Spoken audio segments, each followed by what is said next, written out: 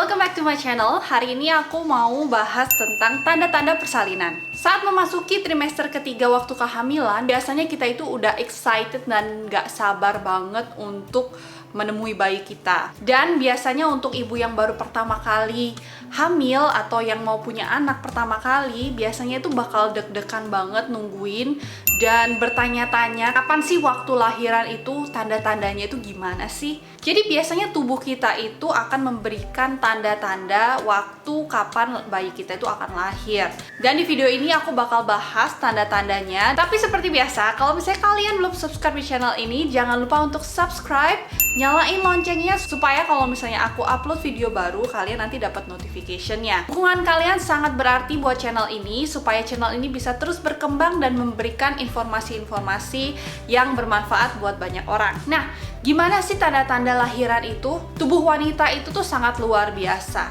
Jadi dari minggu pertama kehamilan sampai mendekati lahiran, tubuh kita itu terus berusaha untuk menyesuaikan diri. Dan ketika mendekati waktu lahiran, tubuh kita juga mempersiapkan diri supaya bayi itu bisa terlahir dengan lancar. Ada tanda-tanda persalinan yang perlu kita ketahui. Nah, apa aja sih tanda-tandanya? Tanda yang pertama yang harus diperhatikan tuh adalah lightening atau pengenduran. Pengenduran ini istilah bahasa sehari-harinya itu bayi turun panggul. Sekitar 37 minggu ke atas, biasanya bayi itu akan mulai untuk turun ke panggul.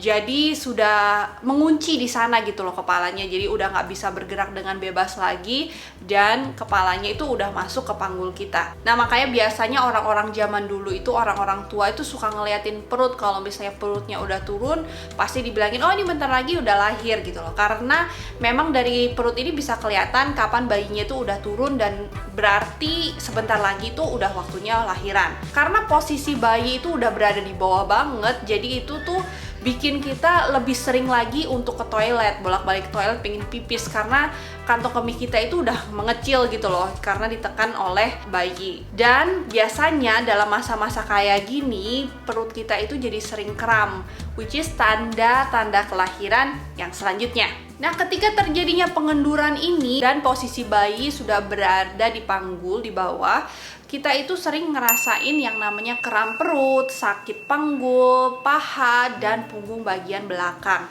Karena otot-otot kita itu mulai meregang dan juga bergeser sehingga bayi itu bisa pas untuk keluar. Jadinya kenapa di masa-masa kayak gini itu kita sering ngerasain yang namanya kram. Karena kan pinggul kita itu akan meregang, jadi membesar gitu, dan untuk memberikan jalan keluar pada bayi. Tanda-tanda yang ketiga akan muncul adanya kontraksi. Di akhir trimester kedua, memasuki trimester ketiga itu kita juga sering merasakan namanya kontraksi-kontraksi kecil. Tapi ini biasa disebut Braxton Hicks atau kontraksi palsu. Karena ini sih salah satu bentuk tubuh kita itu mulai mempersiapkan diri untuk persalinan. Nah, apa bedanya Braxton Hicks dengan kontraksi yang sebenarnya? Kalau kontraksi yang sebenarnya, waktu kontraksi itu teratur dan biasanya kita akan merasakan kesakitan yang lebih kuat setiap kali kontraksi. Sedangkan untuk Braxton Hicks itu waktunya tidak bisa diprediksi kapan, jadi masih belum menentu dan itu bisa datang dan bisa pergi gitu aja. Kontraksi yang sebenarnya, kita mau posisi gimana pun tuh bakal kerasa banget sakitnya. Sedangkan untuk Braxton Hicks, sakitnya itu seperti kayak kram-kram gitu sih. Kalian nanti pasti bisa merasakan bedanya Braxton Hicks dengan kontraksi yang sebenarnya. Nah, mendekati waktu lahiran kalian, kalian harus mulai menghitung kontraksi kalian. Jadi kalau misalnya kalian sudah mulai ada kontraksi yang teratur setiap setengah jam sekali, dan nanti semakin lama akan semakin mendekat dan kerasanya itu lebih kuat dan lebih sakit, berarti kalian itu sudah mulai mendekati masa-masa lahiran. Kalau misalnya dalam setengah jam kalian sudah merasakan 2 kali kontraksi, berarti kalian sudah harus siap-siap untuk ke rumah sakit. Tanda-tanda lahiran yang keempat, biasanya tubuh kita itu akan mengeluarkan lendir bercampur dengan darah. Ini disebutnya mucus plug. Ini itu sebenarnya adalah kalau misalnya kita lagi hamil, biasanya itu akan ada penutup di rahim kita supaya bayinya itu nggak brojol gitu loh. Nah, waktu dekat-dekat lahiran, penutup ini tuh akan keluar, bentuknya itu seperti lendir bercampur dengan darah kecoklatan. Jadi bukan seperti darah mens yang banyak, ini sedikit seperti flek gitu.